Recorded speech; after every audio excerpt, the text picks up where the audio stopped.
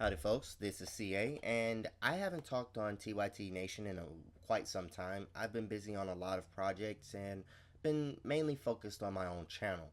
But today I want to sit here and talk about why I would never vote for Hillary Clinton. Not now, not ever. And I don't think a lot of people on TYT really understand what is the resentment against Hillary Clinton. They think, well, she's a liberal and all of this type of thing. But I want you all to sit here and go through what has been going through my mind as we talk about this quote unquote leader of the Democratic Party.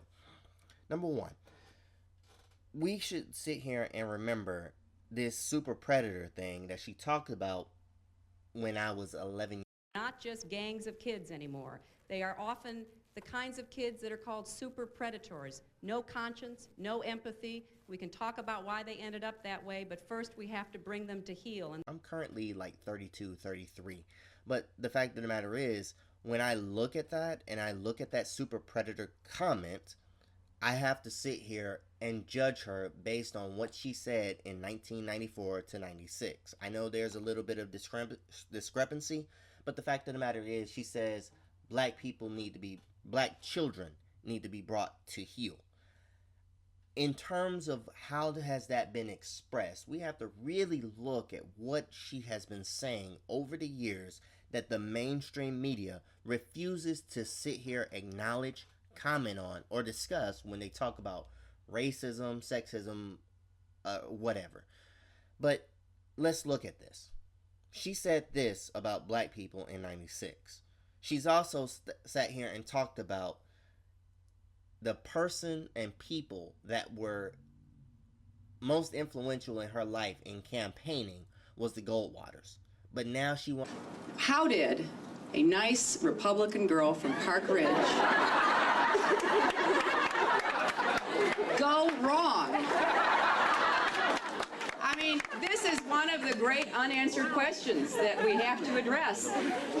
They decided they were going to have a mock election, and that we were really going to go all out. We were going to have debates. We were going to have the whole panoply of activities around a mock election. I was a Goldwater girl. I mean, really, we used to wear, you know, little banners which said Goldwater girl. So my social studies teachers struck upon this great idea, since I was vocally a Republican and for Senator Goldwater, and one of my very best friends, a woman named Ellen Press, was one of the few Democrats in the whole school, vocally for Lyndon Johnson. Our social studies teacher said, well, we're going to have a debate, but here's what we're going to do. Hillary, you're going to be Lyndon Johnson. Ellen, you're going to be Barry Goldwater. Both of us went ballistic. I said, I can't do that. They said, oh, yes, you will. And you will now go to the library and you will now read about the other side of everything that you have refused to look at for your entire life. Wants to sit here and campaign to black people for their vote. I don't understand that. That doesn't ring true to me. That rings as cognitive dissonance, because she needs the black vote and she's stuck because she needs the minority class. That's Asians, black people, women, all these people to sit here and vote for her when she is the one that sits here and incited the racism against Obama in 2008. And then on top of that, you have to figure what are the other things that she has been stumping for after being a Goldwater girl. And this is the person that is most against Martin Luther King. Number two, who else has she sat here and infringed upon in the United States or abroad in terms of, you know, civil rights, you know, basic human dignity? In Haiti, they were trying to get a wage increase from 24 to 61 cents an hour. That's a lot of money, I guess, but the fact of the matter is she was part of the State Department that sat here and destroyed Haiti, or wouldn't sit here and help it. Particularly when Bill Clinton visited there and said we need to help these people, but he refused to do so. So that's something that I really have to sit here and look at. How does he think about black people when they're at the poorest of the communities? But that's not all. The fact of the matter is, this is the same woman that sat here in Okinawa, Japan, decided to help force a democratically elected prime minister to be forced to resign.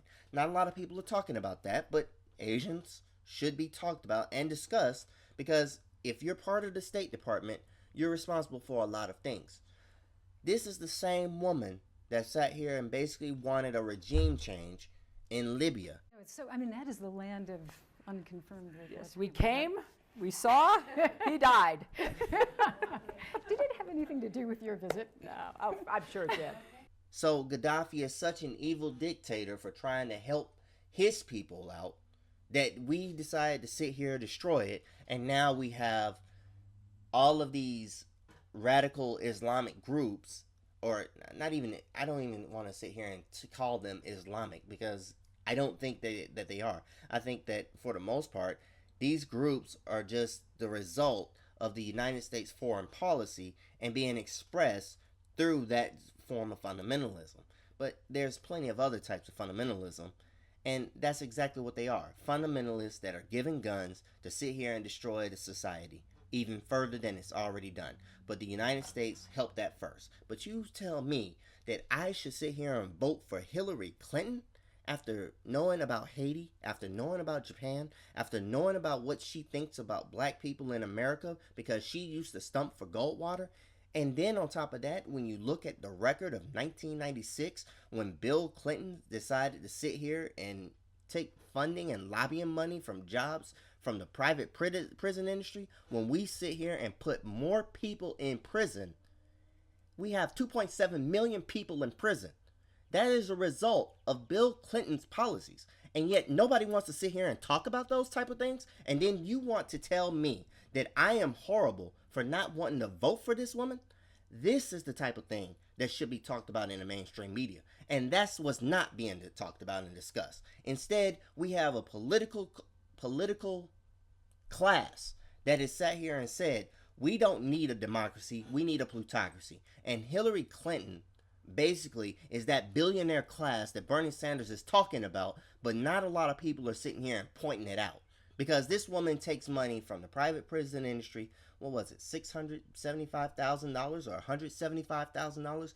She took a bribe, and then she sat here and put people in prison. They sat here and made the private prison industry with that crime bill of 1996. Those are the types of things that should be talked about and discussed. But instead, we get all this nonsense about how she should be the first female president. No, she should be focused on, we should be focused on the merits of what she is if she wants the position. And far as I'm seeing, she's unqualified for it. Unless, and this maybe you have to change your thinking a bit, the fact of the matter is they want us to have a woman there, but this woman has so much baggage that comes with her wanting the most powerful position. And then on top of that, we have to sit here and think, do we really want Bill back in the driver's seat again? Do we really want him in the White House? And I don't think that anybody wants that. So let's sit here and let's think about the Republican Party for a second. Why in the world do I want to vote for them? The answer is no, I don't want to vote for them. But I have to sit here and look at what are they doing. They are selling fear. A lot of people are buying into that ignorance. If this is a marketplace of ideas, you have to look at exactly what they're and be critical of them for that exact position. Donald Trump was created in an environment whereby all of the mainstream media sits here and sells sensationalism. They give him free press to sit here and spew hate. That's exactly what he's spewing. He's playing by the rules that this media has done because they don't have to give you facts. They can lie to you all day. And people haven't realized this, but the ones that deregulated the mainstream media, it wasn't just Reagan. It was also Clinton. So for all of this, for all of the nonsense that has been happening, the lack of democracy that we have, this entire plutocratic state that we have, the Democrats, the Republicans are morally bankrupt on this thing. And we should be looking into newer parties that sit here and do a lot more. But the other thing that I'm going to sit here and say is, I would sit here and vote for Sanders any day of the week over Hillary Clinton. And in terms of anybody that's able to incite the base, that's going to be Bernie Sanders, because he has millions of people that are sitting here protesting and everything. But I wonder how many people are actually going to talk about that. Take care. See you next time.